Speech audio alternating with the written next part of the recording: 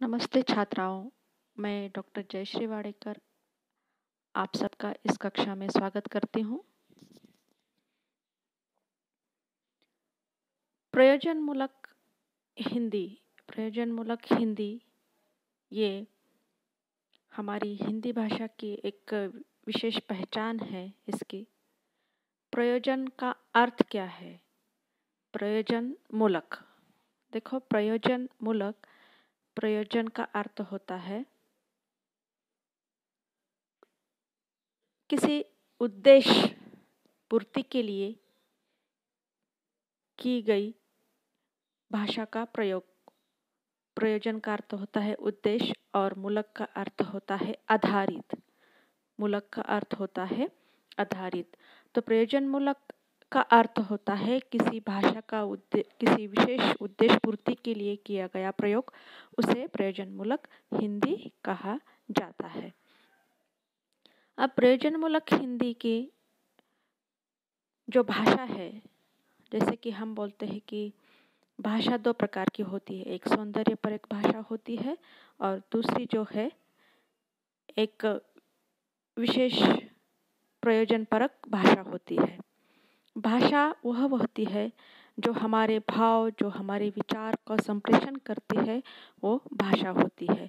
अब भाषा जो एक सौंदर्यपरक, यानी कि इसमें जो अगर हम देखेंगे तो सौंदर्यपरक भाषा में जो साहित्य की रचना की जाती है, तो ये सौंदर्यपरक भाषा में इसे देखा जा सकता है। अब भाषा जो है प्रयोजनपरक भाषा जो है, जैसे कि आज हिंदी विश्व स्तर पर दूसरे नंबर पर बोली जाती है। अब विश्व स्तर पर उसका स्थान होना भी एक उसकी विशेष खासियत है। हिंदी एक ऐसी भाषा है कि उसके अंतरंग से और बाह्यरंग से वो सबको आकर्षित कर रही है। इसकी वजह से वो विश्व के पटल पर ये दूसरे स्थान पर ये हिंदी की एक पहचान बनी हुई है। तो भाषा जो है एक सौंदर्यपरक और प्रयोजनपरक, इस प्रकार जो है इस भाषा के दो रूप हमें दिखाई देते हैं।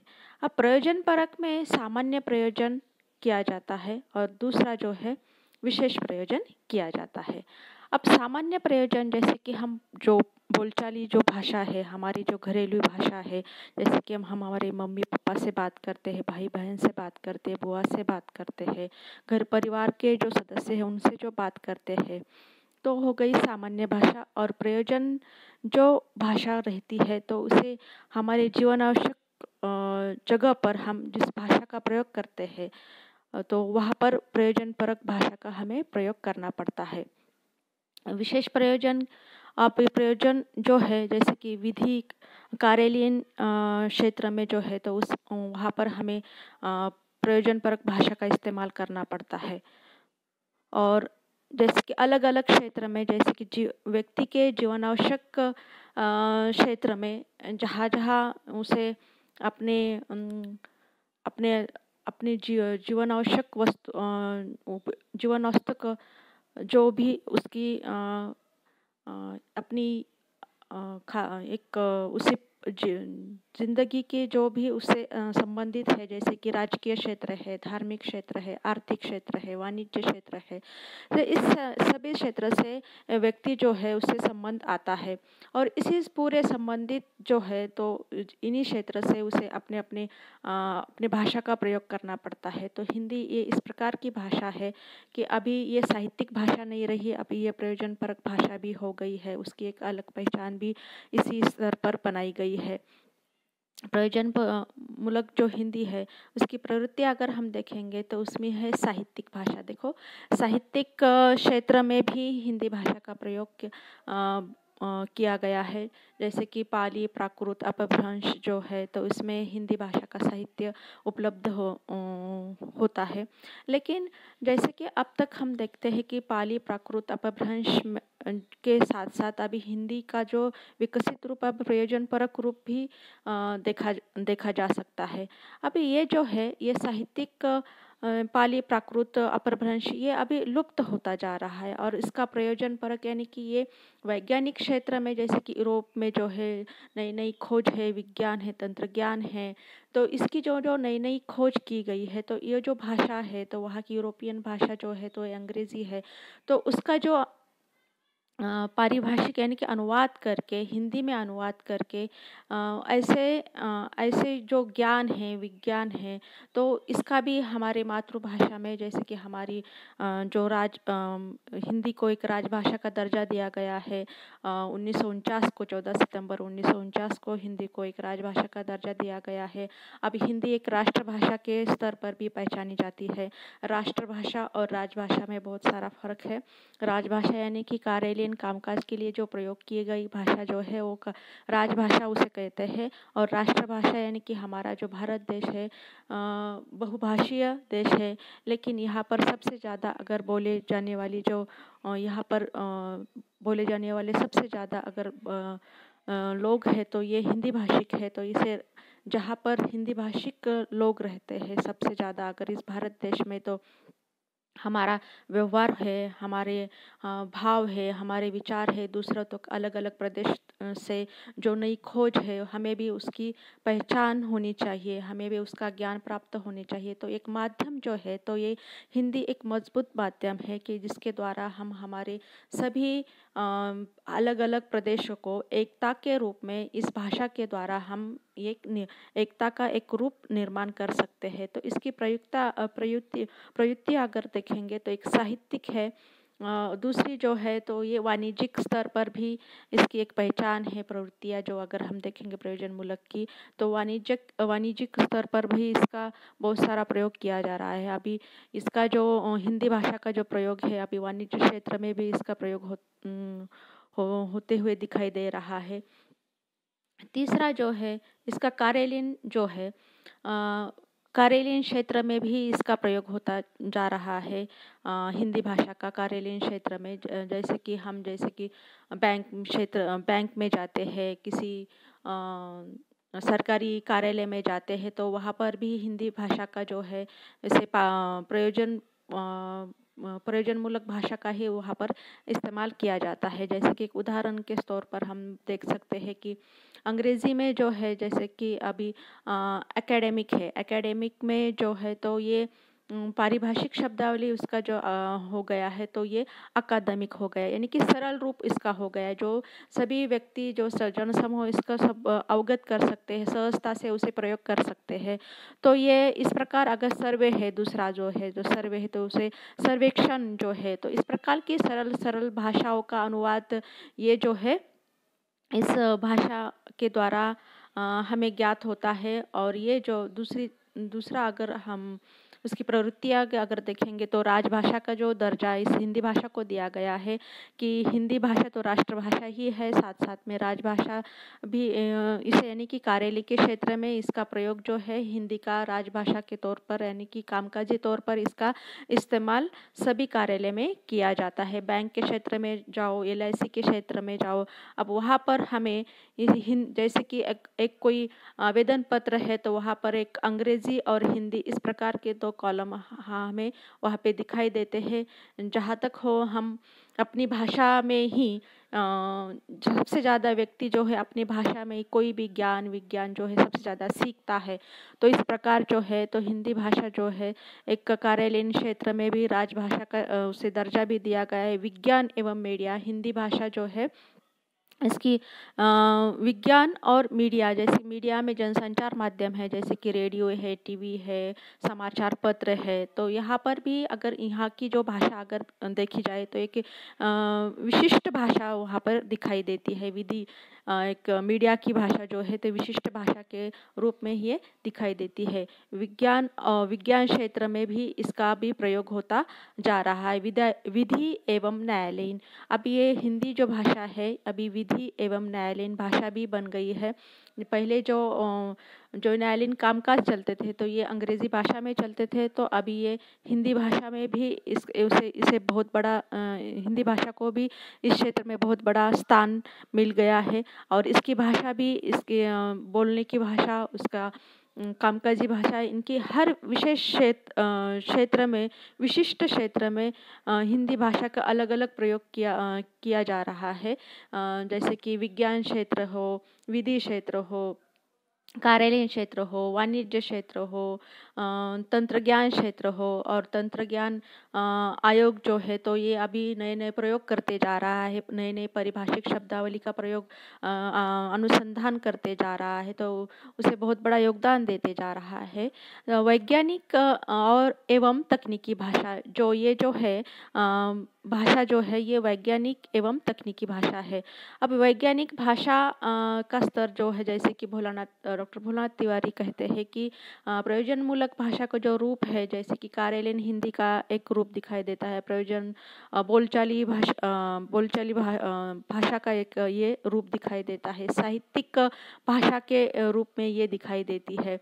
तो इस प्रकार जो प्रयोजनमूलक भाषा के ये इस प्रकार के रूप दिखाई देते हैं। तकनीकी भाषा, अब ये जो है संगणक जो हम कहते हैं कि इसका जैसे कंप्यूटर जो शब्द है तो उसे पारिभाषिक शब्दावली में इसे कहेंगे संगणक। तो इसका इस्तेमाल हम बोलते समय हम जब समूहों में जाते हैं, समाज में जाते हैं, किसी कार्यालय में जाते हैं, तो जहाँ तक हो सबसे ज़्यादा तो हमें हिंदी भाषा का ही प्रयोग करना चाहिए, प्रयोजनमूलक भाषा का ही प्रयोग करना चाहिए। तो जैसे जैसे हम इसका प्रयोग करते चले जाएंगे, वैसे वैसे ये सामान्य लोगों को भी अवगत होती जाएंगी। इस भाषा के शब्दावली तो बहुत सारी कठिनाई लगती है, लेकिन इसका अध्ययन, इसका अभ्यास होना भी बहुत ज़रूरी है। तो ये जो भाषा हम अवगत करते हैं तो ये अभ्यास के द्वारा ही इसे अवगत किया जा सकता है। बहुत सारी कठिनाई आती है तो ये शब्द के माध्यम से ही आती है। तो इसके लिए हमें बोलते समय हम बहुत बार अंग्रेजी शब्द का प्रयोग करते हैं, लेकिन जहाँ तक हो हम अंग्रेजी शब्द का प्रयोग न करते हुए, जैसे कि कंप्यूटर जो बोलते हैं तो संगणक अगर शब्द का प्रयोग करते चलेंगे तो सभी को ये ज्ञात होता चलेगा और सभी को भी ये वही भाषा वो बोलते समय प्रयोग करते चलेंगे। तो इस प्रकार जो है प्रयोजनमूलक भाषा की जो है ये प्रवृत्तियाँ हमने देखी है। तो प्रयोजनमूलक की जो विशेषताएं जो है तो उसमें जो है तो ये है प्रयोजनीयता। प्रयोजनीयता का यानी कि जो जो हिंदी भाषा का जो प्रयोग है तो ये सभी क्षेत्र में उसका प्रयोग किया जाता है। हर क्षेत्र में, कार्यालय के क्षेत्र में, विधि क्षेत्र में, मीडिया के क्षेत्र में, हर क्षेत्र में इसका प्रयोग किया जा रहा है। ये इसकी एक विशेषता है, यानी कि इसका शब्द भंडार बहुत ही बड़ा है। हम बोलते हैं कि जिस भाषा का शब्द भंडार बड़ा होता है उस भाषा का आयु भी उसकी बहुत दीर्घायु हो जाती है। तो इस प्रकार जो है तो ये प्रयोजनमूलक भाषा जो है वैज्ञानिकता का स्वरूप भी इसमें दिखाई देता है। वैज्ञानिकता का स्वरूप जो है इसकी एक विशेषता है कि प्रयोजनमूलक की कि वैज्ञानिक रूप से भी ये तटस्थ रूप से भी इसकी एक पहचान बनी हुई है। जैसे कि क ख ग घ च छ ज झ प फ ब भ म म भ, इस प्रकार के जो भाषा का जो वैज्ञानिक स्वरूप है तटस्थ होके, तो ये अपने रूप से ये खरी उतरी है। तो सामाजिकता, अभी समाज से संबंधित व्यक्ति जो है तो उसे हर क्षेत्र में अलग अलग, जैसे कि घर से बाहर जब वो निकलता है तो कार्यालय में जैसे कि बाबू से मिलता है तो वहाँ पे भी उसे बोलते समय अपने प्रयोजनमूलक एक विशिष्ट भाषा का प्रयोग करना पड़ता है। और दूसरे साथ में विधि की भाषा भी ये जो है वो भी उसे वहाँ पर अपनी भाषा का उसे विशिष्ट, जैसे कि हम बोल सकते हैं कि ये जो प्रयोजनमूलक भाषा जो है ये विशेष क्षेत्र से और प्रादेशिक क्षेत्र से एक अलग अलग इसकी एक पहचान होती है। तो ये इसकी एक विशेषताएं है। और दूसरे साथ में इसी भाषिक वैशिष्ट्य जो है तो प्रयोजनमूलक का जो है भाषिक वैशिष्ट्य जो ये भी दिखाई देता है कि ये अलग अलग क्षेत्र में अलग अलग इसकी एक भाषा का प्रयोग हमें करना पड़ता है। जैसे बैंक के क्षेत्र में जाओ तो वहाँ पर हमें बैंक में जब हम जाते हैं तो हर जगह पर हमें अभी हिंदी जो है राष्ट्रभाषा का दर्जा दिया गया है। तो जहाँ तक हम हो सके तो हिंदी भाषा में ही अपना जो कामकाज करें। हाँ, कौन से भी बाहर के हमारे जीवन आवश्यक क्षेत्र से हम जुड़े हुए हैं वहाँ पर हम हिंदी भाषा का ही प्रयोग करें, उससे ही हमारे कामकाज करते रहे। तो इस प्रकार जो है तो ये प्रयोजनमूलक भाषा की विशेषताएं है। तो प्रयोजनमूलक भाषा की जो सीमाएं हैं, जो कठिनाइयाँ हैं, तो कठिनाइयाँ कौन सी है, तो कौन सी कठिनाइयाँ पहले सामने आती है, जैसे कि वैज्ञानिक एवं तकनीकी की तटस्थता। अब बहुत बार ऐसा होता है कि प्रयोजनमूलक जो भाषा है, तो हम बोलते हैं कि हमें ये भाषा बहुत कठिन लगती है, लेकिन कठिन क्यों लगती है, क्या कारण है, तो उसके जो कुछ कमियां जो है, तो ये कमियां भी हमें पूरी करनी चाहिए, क्योंकि आने वाली पीढ़ी में भी इसकी कमियां हम दूर कर सके और उनके जो आने वाली जो पीढ़ी है उसके प्रति आकर्षण निर्माण हो सके, सबसे ज़्यादा इस भाषा का प्रयोग कर सके और हिंदी का प्रचार और प्रसार करके विश्व स्तर पर इसकी एक अलग पहचान बना सके। तो ये हमारी एक जिम्मेदारी बनती है कि हम इसकी जो कमियां हैं उसे भी हम पूरा कर सके। वैज्ञानिक और तकनीकी की तटस्थता जो है, जैसे कि अभी मैंने आपसे एक उदाहरण दिया था कि जो एकेडमिक जो शब्द है, तो हमने इसका अनुवाद करते समय अकादमिक, ये हमें बहुत सरल लगता है। सर्वे है तो उसे सर्वेक्षण जो है, ये भी हमें बोलते समय बहुत सरल लगता है। तो ये जो है, इसकी तो तटस्थता की जो भूमिका है तो बहुत जगह पर ये दिखाई देती है। इसके वजह से व्यक्ति को बोलते समय बहुत सारी दिक्कतें निर्माण हो जाती है। तो नई पारिभाषिक शब्दावली का निर्माण, जैसे कि विज्ञान तंत्रज्ञान का अगर हमें बाहर से नई नई खोज जो होती रही है, यूरोप में जो खोज होती रही है, तो उसका ज्ञान हमारे भारत देश तक पहुंचाने के लिए हमारे अपने मातृभाषा में उसका प्रचार प्रसार द्वारा कर सकते हैं। तो इसके लिए एक अनुवाद की जो भूमिका रहती है, जैसे कि स्रोत भाषा से लक्ष्य भाषा की ओर उसे जाना पड़ता है, तो उसके लिए उस अनुवाद को दोनों भाषाओं का एक कमांड उसके ऊपर होनी चाहिए, उस ज्ञान उसे उन दोनों भाषा का होना ज़रूरी है, तभी वो एक उस भाषा को एक न्याय दे सकता है कि जैसे कि समझने वाले और पढ़ने वाले में उसे कोई भी उसे दिक्कत ना निर्माण हो, इस प्रकार का जो है उसे ख्याल भी उसे रखना पड़ता है। जैसे कि नई पारिभाषिक शब्दावली का जो जैसे जैसे निर्माण होता जा रहा है, तो इस सरल शब्द का प्रयोग अगर सबसे ज़्यादा अगर करेंगे, तो ये सामान्य जन ये इसे सबसे ज़्यादा अवगत कर सकता है। दूसरी है अनुवाद के कारण क्लिष्टता। अनुवाद जो है, तो अनुवादक जो है, तो उसे अपने दोनों भाषा का स्रोत भाषा और लक्ष्य भाषा, इन दोनों का भी ज्ञान होना बहुत ज़रूरी है। और जहाँ तक हो भाषा को सरल रूप दे सके, उसे अपने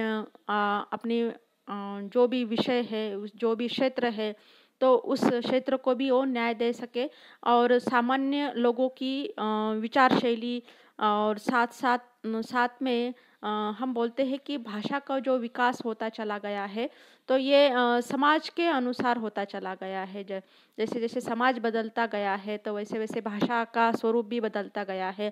हम जैसे हम हमारे अपने ही एक उदाहरण के रूप से देख सकते हैं कि जैसे कि हम 10 साल पहले हम कैसी भाषा बोलते थे, अब 10 साल के बाद हम कैसी भाषा बोलने लगे हैं, किस प्रकार का हमें परिवर्तन हो गया है, हमारी बोलचाल के विषय के रूप में हमें कैसा परिवर्तन हो गया है, वैचारिक शैली के रूप में हमारे कैसा परिवर्तन हो गया है।